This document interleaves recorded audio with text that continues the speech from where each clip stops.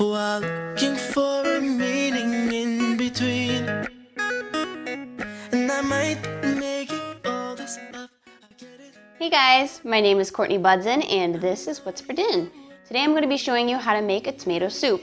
I know that's really basic and a lot of you probably already know how to make tomato soup, but I just wanted to show you my version since there are so many different versions. So with that being said, let's go over the ingredients. You're going to need some extra virgin olive oil, a lot of garlic, and you don't have to use this much if you don't want to, but I ain't kidding when I say I like my garlic. Some chopped up onion. You're going to need some Italian style peeled tomatoes. This is particularly my favorite brand to get. It's one of the best canned tomatoes you're ever going to find. The quality of tomatoes matters in this recipe. You need some chicken broth, chicken stock, whatever you want to use.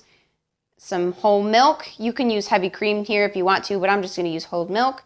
Flour, a little bit of fresh basil, and I have 4 Roma tomatoes that I have already chopped here, and then just an array of different seasonings and spices.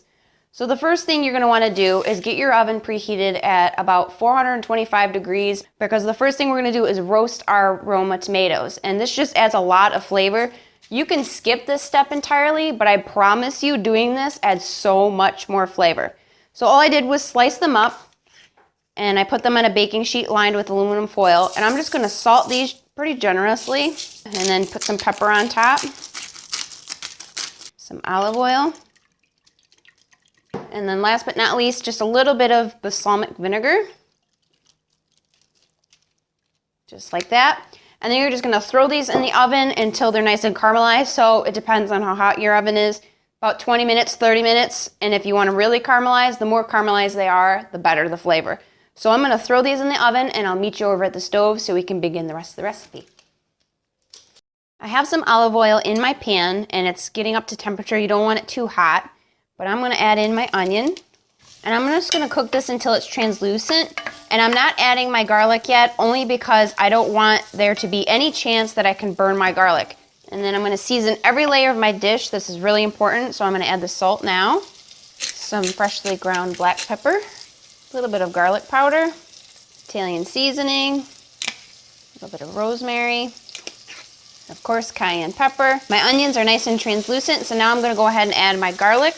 And I'm just going to saute this with the onions for about 2 minutes, not much longer than that. Now that that's cooked slightly, I'm going to add my flour. So this is just making a roux, and it's going to help to thicken the soup because I like a really thick tomato soup. And you're just going to continue stirring this because you don't want the flour to burn to the bottom. And any flour that sticks to the bottom of your pan, just use your spoon or whatever and just scrape it off.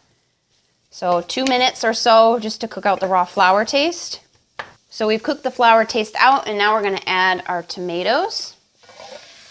I have a can of whole tomatoes, but we're going to blend this all in the end anyway. Milk and the chicken broth. And then before I mix this up, I'm going to season it with salt. Okay, so now that we're waiting for this to come up to a simmer, I'm also waiting for my tomatoes to finish roasting. And as soon as those tomatoes are done roasting, we're going to put them in. My tomatoes just came out of the oven. You can see they've got a nice little bit of color on that. So I'm just going to take these, plop them right in my soup. This is going to add so much flavor. It's ridiculous.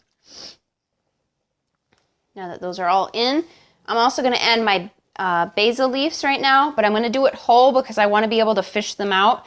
Since we're going to blend this all together, I don't want to blend them in with the soup because it will make the soup a weird looking color like brown, and that just doesn't look good. So I'm just going to leave this to come up to a simmer, and I'm going to put the lid on it, and I'm going to leave this to simmer for about 45 minutes. You can do it for an hour, 2 hours, whatever you want. The longer you let it simmer, the better it's going to taste. That's just how it is. So I think I'm just going to do 45 minutes and it'll still be good. Okay, this has been simmering for quite some time now. And so now I'm going to go ahead and take out all the basil leaves. Just because, like I said, I don't want the color of the tomato soup to be brown. Okay. So now I'm going to go ahead and take my immersion blender. You can put this in a regular blender if you want to and you don't have an immersion blender. But I'm just going to pulse this until it's perfectly smooth.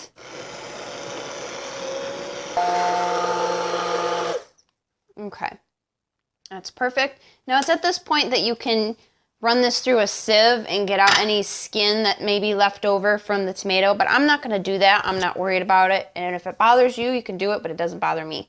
So I'm gonna taste test this and see if we need any salt and pepper. I'm gonna add just a little bit more salt to it. And if you want an extra chicken brothy kind of tomato soup, I know a lot of people really like the chicken flavor that's in it. You can add a bouillon cube if you want to. It's all up to you. Okay, it's all done and it smells glorious in here. And I like to serve mine up with a little bit of freshly grated parm. Ooh, but look how smooth that is. As it cools, it gets thicker. Oh, is that delicious. Wowzer dinks. So I hope you enjoyed spending time with me making this recipe. If you do recreate it, please tag me on your Instagram photos. Also, don't forget to subscribe because I have many more recipes to come. And as always, thank you so much for watching. We'll see you soon.